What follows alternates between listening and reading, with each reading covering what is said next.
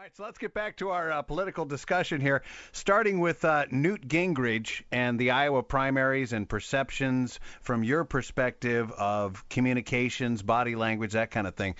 What are your thoughts? Well, Newt is one of those characters that I'm sure right now the Republican Party is saying, OMG, because he's got a lot of really great experience.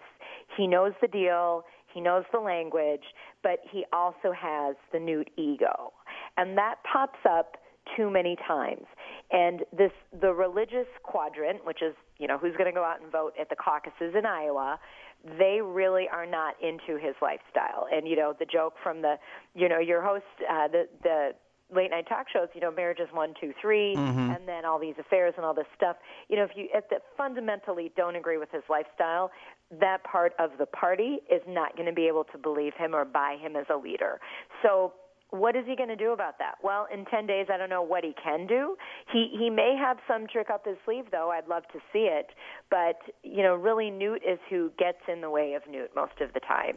I'll tell you, though, his debate performances here have been really spectacular. No, I agree with you, and that's what I mean. He knows how to talk the talk. That's the thing. I mean, he is that Dr. Jekyll, Mr. Hyde character. When he is the good side of that, he is the guy you want to vote for, you want to root for, you feel like he can lead our country out of the craziness it's in right now. Sure. Well, you look at the way that he handled the whole infidelity issue question when it came up, and he just pretty much threw his arms up and said, you're going to have to judge me. That's me. I was kind of struck by that because I had not seen that out of Newt Gingrich before that. Here's the thing. I call that the George W. Bush, you'll drink a beer with him quotient. Newt has that. And who in this country isn't flawed? We're all flawed. We all have, dark secrets or things that we don't want to talk about exactly. At Christmas dinner. But at the end of the day, Americans are going to like it when you admit it. That's why admitting it is the first step. But then once you've admitted it and you've said, yep, I messed up, in George Bush's case, I tried cocaine, I did this, I did that, you're seen as a real person. Okay. But then, Newt, you got to calm down, Sure. You've got to perform like you do at the debates and let that carry out every time instead of some of the bombastic things that do come out of his mouth. All right, well, how about Mitt Romney? We got a couple minutes left here. The moment that I grabbed here on this clip, and I'll play this. $10,000? $10,000 bet? That look on his face, it came across to me during that moment in the debate when he challenged Rick Perry to a $10,000 bet.